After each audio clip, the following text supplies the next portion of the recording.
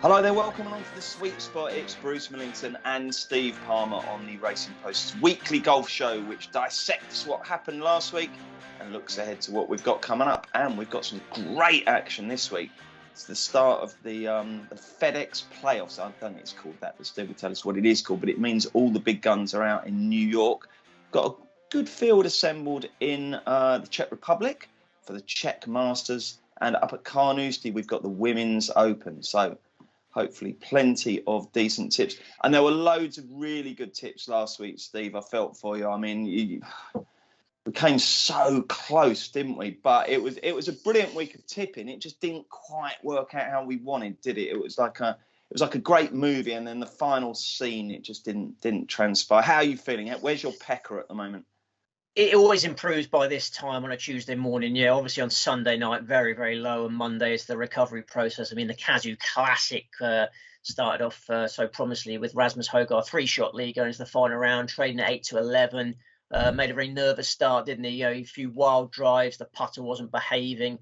And Callum Hill, who we obviously backed a lot lately, played his final 14 holes in 6 under par. Suddenly showed the composure that he hadn't been showing previously. He seemed to have a little fan club following him. A very noisy fan club. He had a lot of old pals from the University of New Mexico came over for that tournament, and every time he did something good, they were cheering. They were really pissing me off. But Rasmus Højgaard couldn't handle it and ended up tied third, and then Callum Shinkwith tied third. So the Cazoo Classic was anything but classic.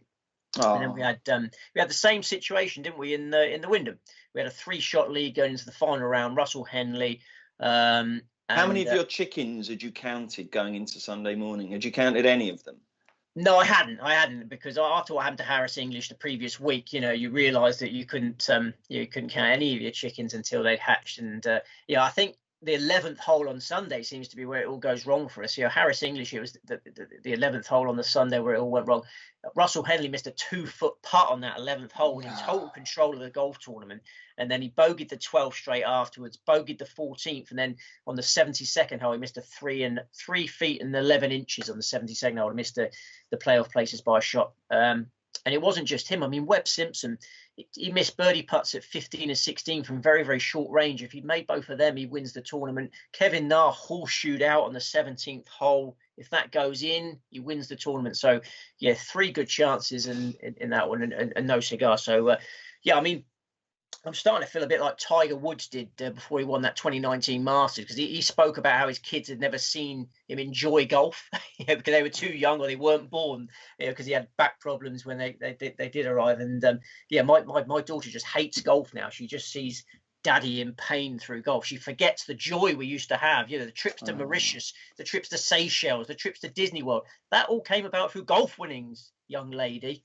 But she just associates golf with badness. So, I need to win the 2019 Masters. Oh, dear. Oh, well. I mean, and a 6-way playoff. I mean, we had a 7-way playoff for bronze in the Olympics a couple of weeks ago, and then a 6-way playoff there. And that pugnacious little winning machine, Kevin Kisner, came through, didn't he? He's got cojones, hasn't he?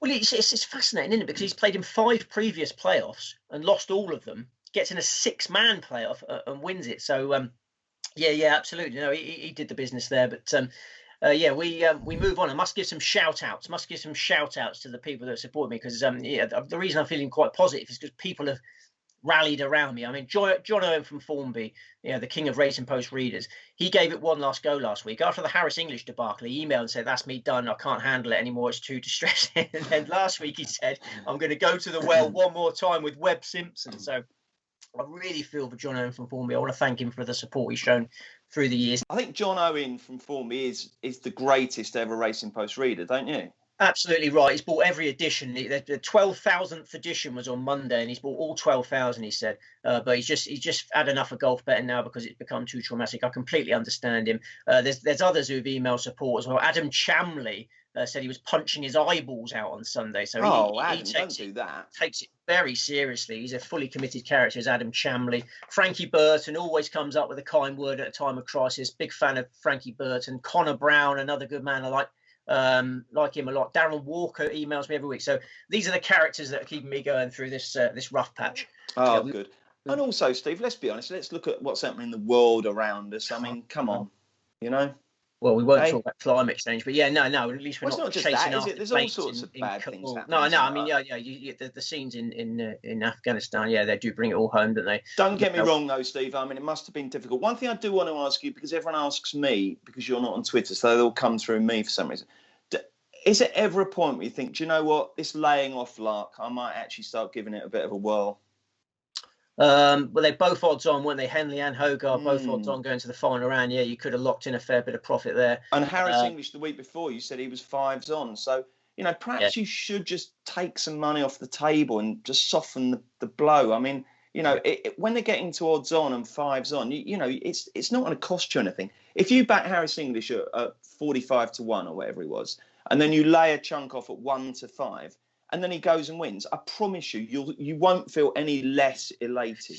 Yeah, I know. I mean, the more battle scars you get, the more inclined you are to do that. But I certainly haven't changed that policy yet. And obviously, when I went for the £300,000 win off Tiger Woods in 2018, the Betfair guys have put a few checks and balances on my account to. It's not as easy as for me to do it as other people. Put it that way. But anyway, it's an option, isn't it? It just takes the pain away, I would have thought. But I know what you're saying. But I mean, I must admit, I did each way cross doubles on all your tips as I normally do, and we had.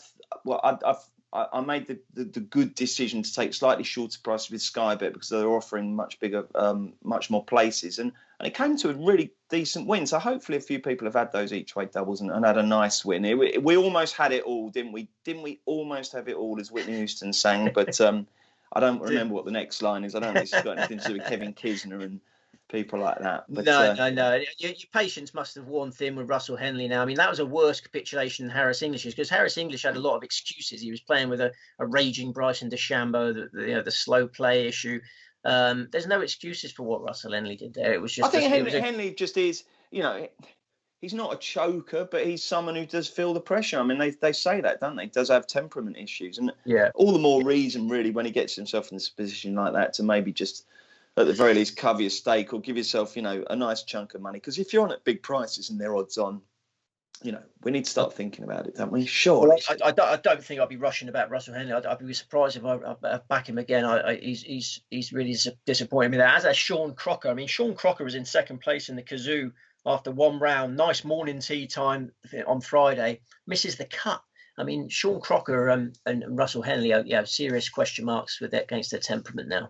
Anyone else who you should pick out for either playing surprisingly well or surprisingly badly? No, I don't think positives. There was just a few that I thought never again there, and Russell Henley and Crocker are the two that I can't see myself back in for many. You know what happened now, don't you? Well, they're both playing this. Well, yeah, you know what happened now, yeah. And what did you do? Did you take a trip to the pylon, or did you just did you take it better than you thought you would, or worse? I took it as I thought I would, terribly. I mean, the one solace was, we had the early tea times, didn't we, because of the thunderstorm threat. So it's all done and dusted just after 8 o'clock. So that meant the public houses were still open. So yeah, I went for a walk up the hill to the local public house, the Royal Standard, and had some Danish lager in the Royal Standard. Funnily enough, Nikolai Host, Rasmus Hogarth's demise prompted a session on the Danish lager, and I felt a lot better for it.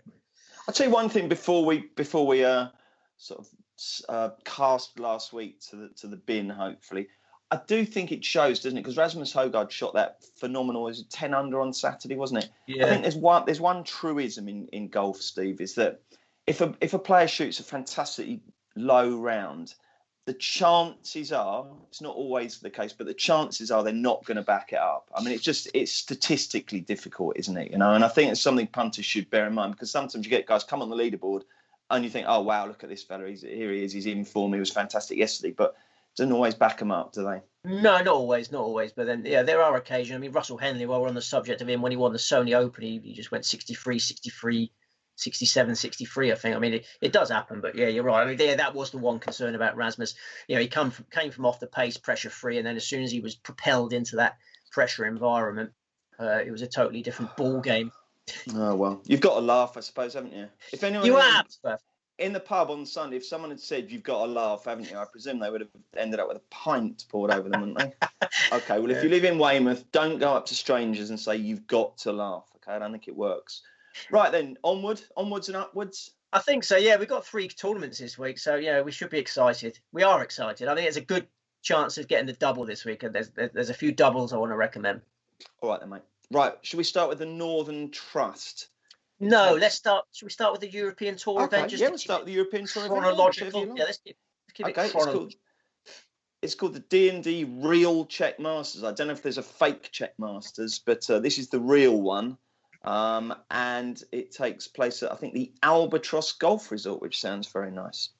Here is some indicative betting. Sam Horsfield heads the way at 11-1, and then we've got Rory Sabatini. I think Rory Sabatini's Czech these days, isn't he, Steve? Slovakian, isn't he? Yeah. Oh, Slovakian. Okay, so he's just over the border there in the Czech Republic. He's 14s. Danny Willett 16s. Dean Burmester 20s. Ryan Fox 20s. Callum Shinkwin 22. Gorgeous George Coates is 25, as are a few others. So it's a bit better than we've had recently, isn't it? It's quite a good field, this, I suppose. What do you want to do first? Tell us about the course, or tell us how many selections you've got? I'll tell you about the course. Yeah. The wonderfully named Albatross Golf Resort, Prague, Czech Republic. 7,467 yards, par 72. Hosted since 2014. It's long, it's open. It's got 4 par 5s. There's no wind expected. We got ourselves a birdie fest for the big hitters. Your favourite player, Thomas Pieters, has twice won around here, which shows you the sort of players you should be backing, attacking powerhouses. Okie dokes. How many selections? 4! That was a good one. I think if you played a wayward tee shot and shouted that, people would be so intrigued by the noise that they'd actually, rather than go like that, they'd probably look to see where it came from and then get it smack in the forehead. So it's better than the Bryson DeChambeau one, which is this. Yeah. He mimes his, doesn't he? He mimed it, yeah. No, Pauling.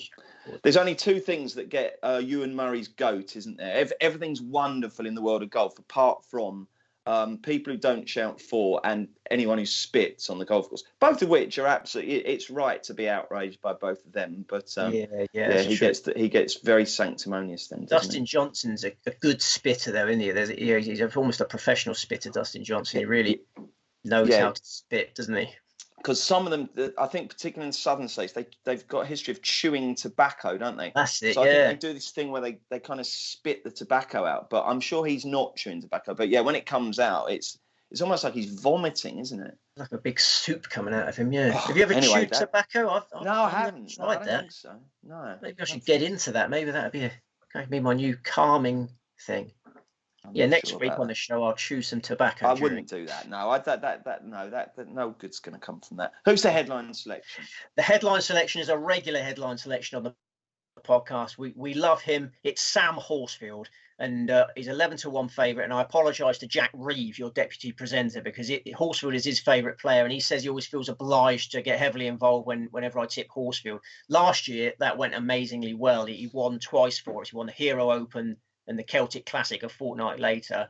This year, Horsfield hasn't won for us because he's had these disappointing Fridays. It's been a theme of Horsfield's season. They will make these incredible starts, show off that enormous talent he's got, and then he'll tread water on the Fridays and let the tournament get away from him. But the setup at the Albatross is perfect for him. He fully deserves favouritism. I think his European Tour hat-trick is on. He's had 5 top 8 finishes in his last 10 regulation European Tour events. He was 6th in the Cazoo Open last time out. Nicely rested since, get over any lingering back problems. He's had a few back problems. And he's played in the Czech Masters once before, 2019. He arrived in terrible form. He just missed his last 2 cuts. It looked like he was going to slip outside the world's top 300. Fell in love with the Albatross Resort and finished 3rd. I think this is the perfect event for Sam Horsfield. I'm sorry to be tipping the favourite, but I think 11-1 is a great price. I've got some motivation for him. Brilliant. You know this song, don't you?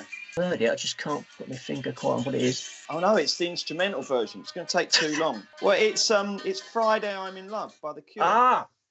If we play that to him, then he won't tread water, will he? He needs a good Friday, doesn't he? Yeah, he won't tread water. Yeah. He needs to love Fridays.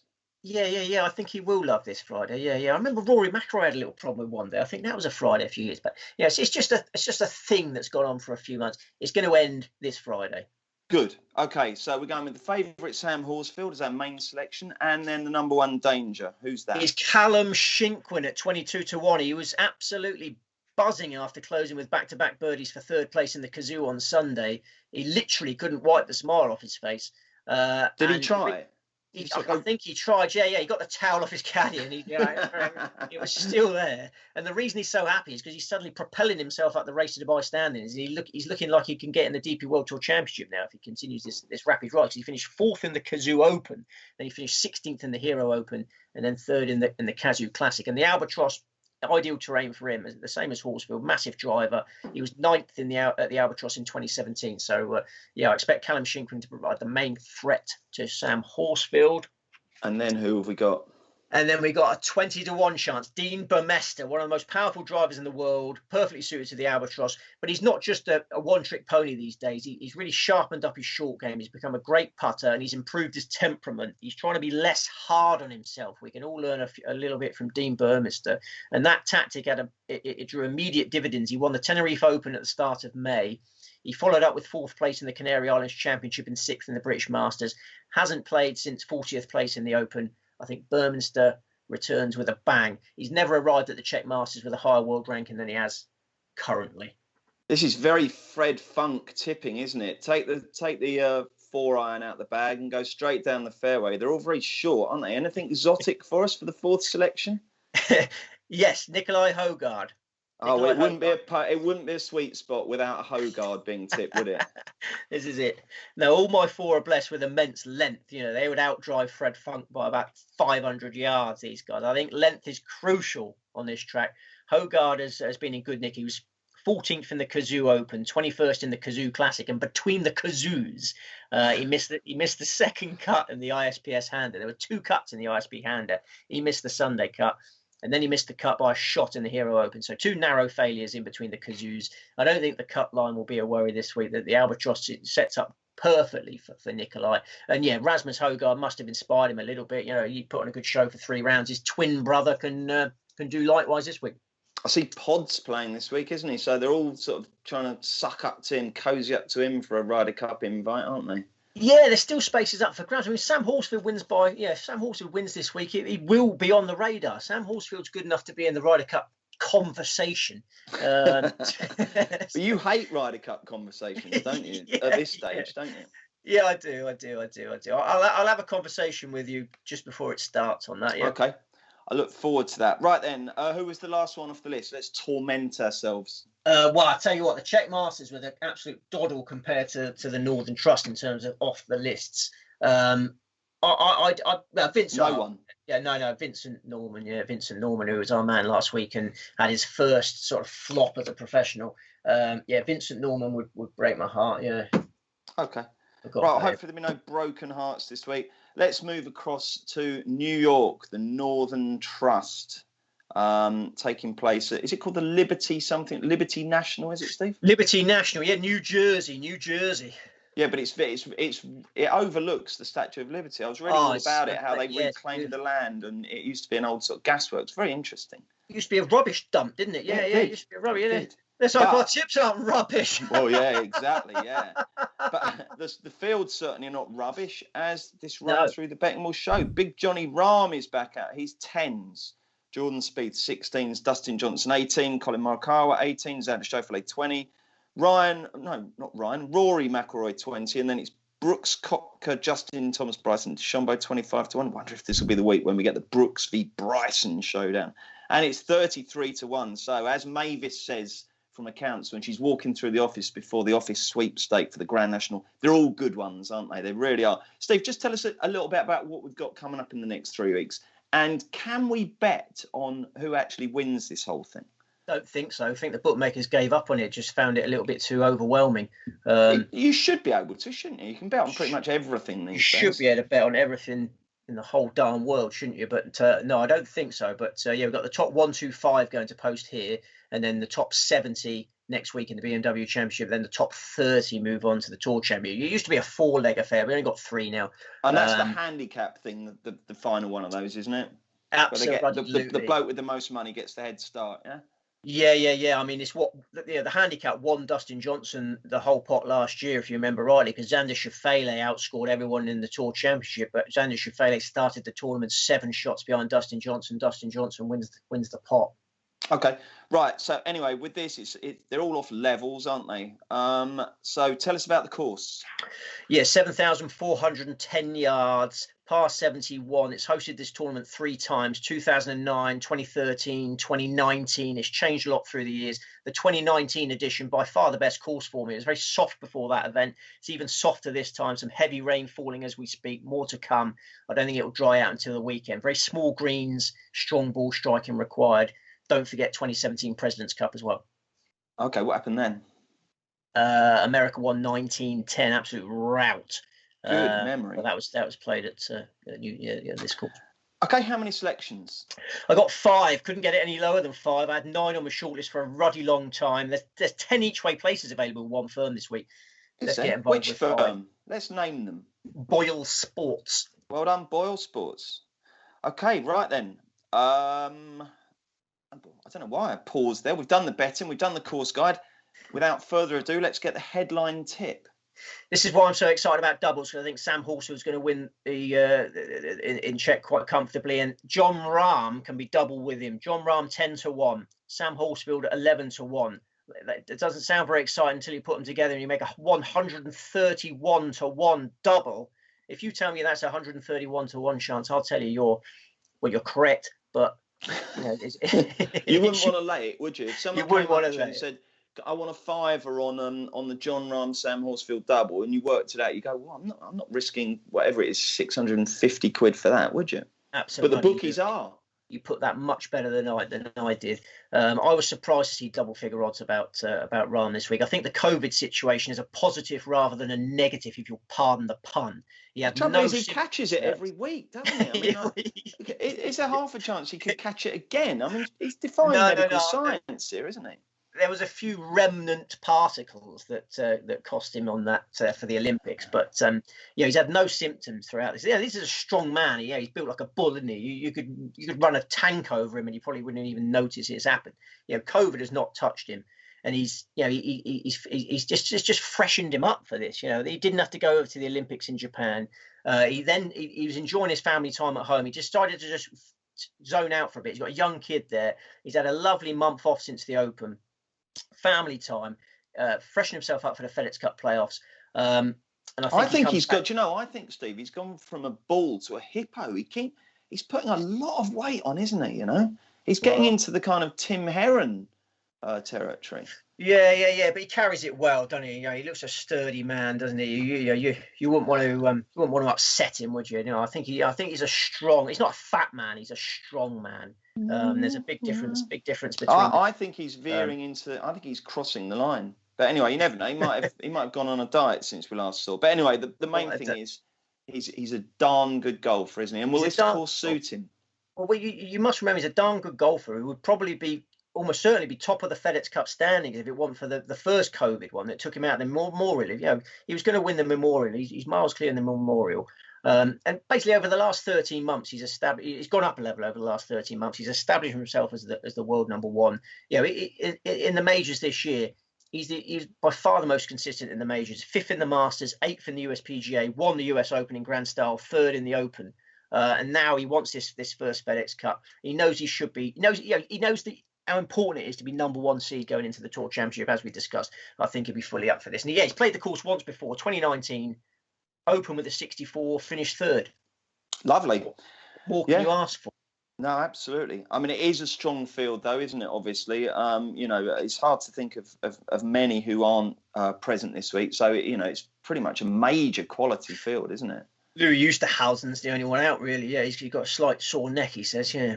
In actual fact, it's probably better than a major, isn't it? Because they've all qualified on merit. You don't have all these past winners or club pros or ceremonial golfers, don't you? So should be some week, shouldn't it? And I also like, Steve, the fact that it's Eastern time New York, so it shouldn't be too late, should it?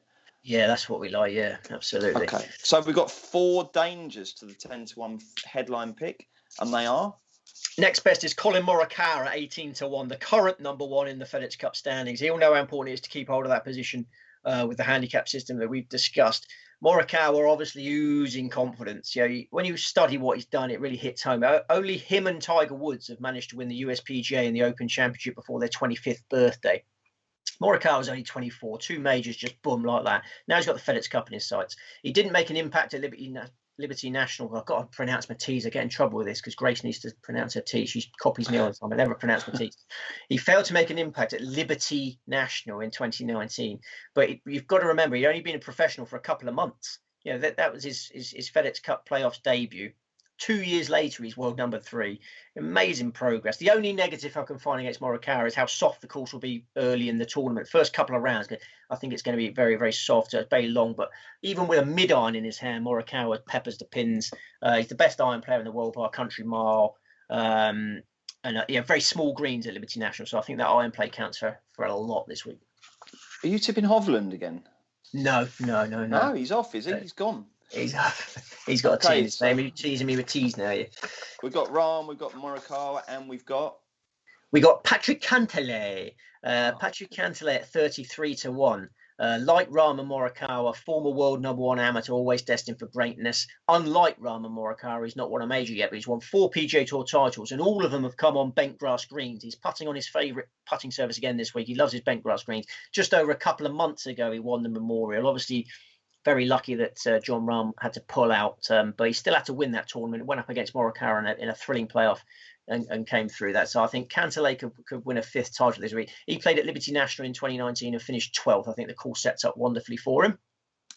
And then Abraham Ansah, 35-1.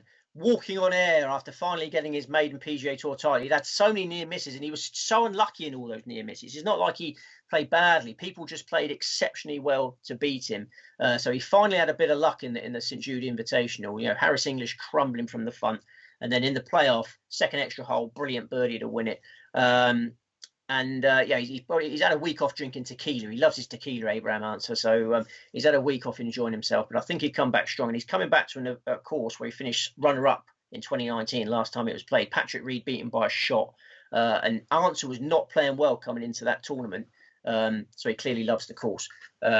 Since when did drinking tequila for a week constitute a good preparation for a big tournament? It's good to hit the reset button sometimes. Yeah. No, I think obviously he's a professional. He'll come back straight. He can handle his tequila. But answer me this, Bruce. I think this is an interesting question. What is Abraham Ansah's world ranking? 9. Oh, good. Well done. No, I thought you'd be shocked to know it's world number 11 now, because it's not like he's won a tournament out of the blue. He's won a really good tournament there, but he's been so consistent lately. Yeah, he's established himself in the higher echelons now. He's world number 11. No, he's very consistent, isn't he? Yeah, he's super consistent. Do you like that thing where people say super instead of very or extremely? Have you ever done it? Well, we don't like very, do we? Very is a bit wishy-washy. No, as a journalist, you're not meant to say very, or you're not meant to say nice. But no, in normal conversation, do you find it just jars a bit where someone says, I'm super excited about that, Yeah, I get jarred by a lot of things, but yeah, that does jar me. Yeah. I just said super consistent and that. Oh, you should apologise. I feel bad about myself. You apologise, and then I'll get on to tip number 5. Okay, sorry for saying super consistent. I meant really consistent. Tip number 5. Apology accepted. Phil Mickelson, 160 to 1, 160 to 1, and massive prices on the exchanges. You can get enormous opportunities on the exchanges. Phil Mickelson is a Liberty National member. He knows this course a bit better than most of the field. He was 6th in this tournament at Liberty National in 2013. He was superb in the 2017 President's Cup at Liberty National. He won 3.5 points from 4 matches. He went undefeated in a partnership with Kevin Kisner, who won the Wyndham on Sunday. And there's been lots of talk since the Wyndham of Kevin Kisner getting on the American Ryder Cup team now. And Mickelson tweeted in the aftermath of Kisner's victory, tweeted undefeated in reference to their President's Cup heroics. I think Kisner's win on Sunday will provide the little spur that Mickelson needs to make a late push for the Ryder Cup team. He's been struggling since he won the USPGA in May, but he had 4 solid rounds last time out for 17th place in the WGC at Southwind. That was encouraging. I think Mickelson is a massive price, and you must also factor in he won the 2005 USPGA. His first USPGA win was in New Jersey. He's got a great relationship with the New York crowd. I think he could whip them up into a frenzy this week. Oh, that would be brilliant, wouldn't it? You got to love Phil Mickelson. Would you like to go and have beers with Phil Mickelson? Yeah, I would actually. Yeah. I think we'd have some good gambling chats between each other. He's a big old punter. I mean, that actually contributed to his miscut at the Open. He played really bad at the Open, but he'd had a big spat with an American writer. Did you read all about that one? Yeah. So he wasn't in the right frame of mind for the Open, and but yeah, he's owed a bit of money, isn't he? Well, yeah, but you know, you get those people, don't you, who you sort of think, oh, wow, it'd be really good to go for a beer with, and in reality, they're not. It's like you, really, isn't it? I mean, you always say, don't you? You sometimes get readers, don't you? Say, oh, do you want to go for it? If you're ever in town, do you want to go for a beer? And you always say, look, honestly, you'd be really disappointed, don't you? You play it down, don't you? Yeah, it depends what mood. I'm a moody boy. Yeah. If you get me in a good mood, we'll have a great time. If you get me in a bad mood, we'll just sit there and cry. I think Phil. Yeah, Phil would be a great man. When did you last cry? Oh, don't. No, I was emotional on Sunday night. I was really, really gutted about that. I really needed a winner, and I was going to win a fortune and didn't win a fortune, but. No. We're men on this podcast. We don't cry, do we? No, I cry. I found myself crying a lot. There's a program on Thursday night about paramedics called Ambulance on BBC, and honestly, I dare anyone to watch. It was the first episode of the new series last week. If you go on iPlayer and watch that, I dare anyone to watch that and not shed some sort of tear. It's beautiful, lovely TV. I find myself crying a lot more. I cry more than. Yeah, I cry more now than I've ever cried before. Really, I think you just get old and you get a bit soft, don't you? I mean, did you see the Brentford manager after the game? Oh, wasn't that lovely? Going up to that kid in the crowd. I mean, that one just set me off. Yeah, me too, mate. It does you good to have a little cry. That's for sure. Yeah, right, shall we move on to the third tournament this week? I just want to mention a few others because, as I say, I'd had 9 on my shortlist for ages, and I just feel like if people did want to have a few more, because there's lots of punters out there that have loads. Some people have like 20 bets, just small stakes. No, some people have small stakes. Honestly, I get emails from there's an American chap who regularly emails me, and he just has like 25 long shots every week, and some, one of them lands, he makes a little bit of money. But I noticed on the comments last week, loads of people were saying there were too many tips, so you can't win, can you? No, I mean, there probably was, in fairness, but it all worked out well. They got 5th place, but I mean, this week I wanted to stick with 5. Come then, take us. Shane Lowry has been playing great. This tournament in 2019, when he was his first event after winning the Open, so I think he turned up. Never mind Abraham Answer and his tequila. I think Shane Lowry turned up. About 600 pints of Guinness inside him for this one, and he didn't perform. But I think the course does suit Shane Lowry. I was very close to having Shane Lowry, but then I noticed he was still in Ireland at the weekend. He's banging to his Gaelic games, and he was in Ireland enjoying himself at the weekend. So I just thought he should be over there getting ready for this. But Daniel Berger, very solid form, played well in the President's Cup at Liberty National, and then at bigger prices. I think Keegan Bradley can run into the places. He went to college nearby, and he carded a 63 at Liberty National once. Okay. Lovely. Right then, up in Carnoustie this week, we've got the Women's Open, and Nelly Corder, the Olympic champion, is favourite at around about 8-1. Lydia Ko is 12s.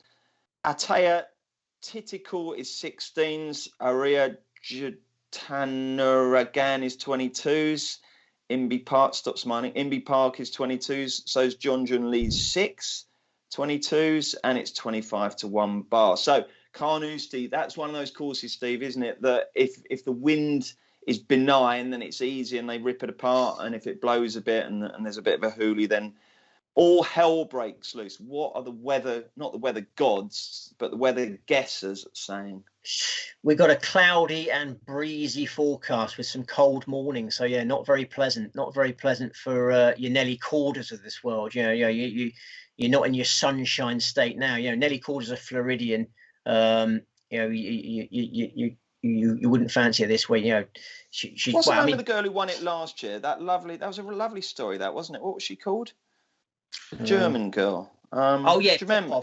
Sophia Popov. Popov, yeah, that's right. Yeah, I can't see her in the betting. I mean, that was just a bit. She's had a few health problems actually. Really? Miss Popov. No, she's in it. 110. Sophia Popov. 110. Yeah. She's not been that well, I don't think. But oh, blimey.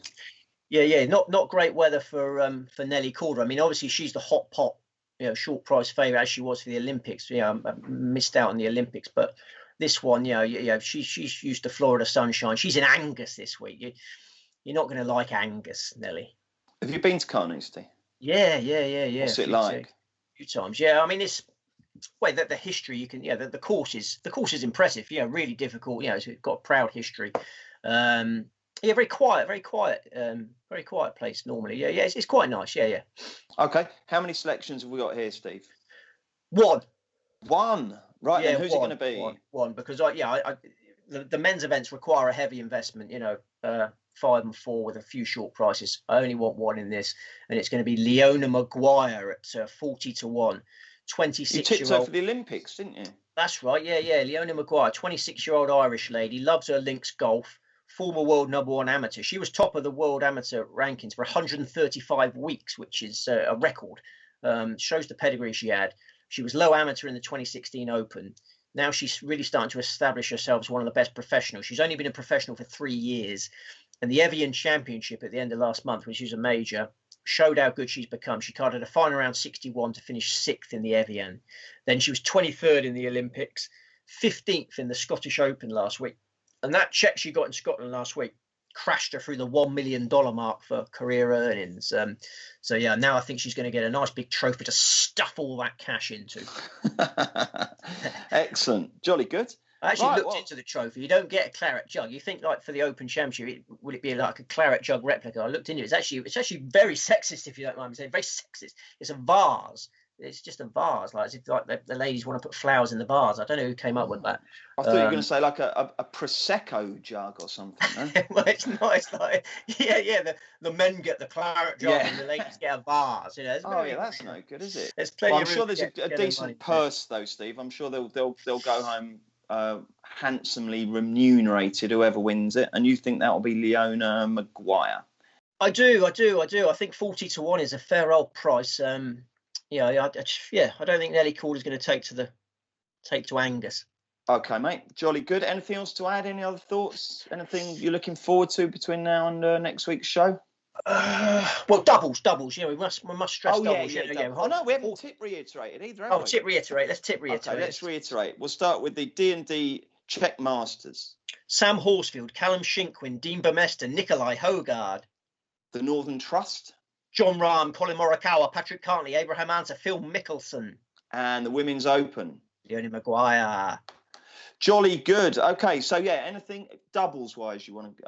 Doubles. Horsfield and Rahm is your main one. Horsfield and Morikawa as an alternative. And then you can have trebles if you stick Maguire in as well. So, I think this is an exciting week for doubles backers. It was very exciting last week up until about 6 o'clock on the Sunday, wasn't it? Well, this is it. I mean, you talk to like the football tipsters and the football punters, and they talk about a late equaliser. And what are you talking about? A 90-minute game of football, and you're moaning about a late equaliser. Try a 4-day game of football that is 72 all going into the closing stages. and then it's not. It's not 72 all. It's like 274 all, isn't it? With one hole to play. Yeah. Exactly. Yeah. These football tipsters don't know they're born. No, I think you're right there, Steve. I think you're right. Anyway, it's good to see a smile on your face, mate. That's what it's all about. We should always remember to bet safely, bet responsibly, only bet with money that we can afford to lose. And then if we do that, if we do hit the big one, it makes it all the sweeter. Okay, Steve, I think that's about it, isn't it? Any other closing thoughts? No, I think that's a wrap.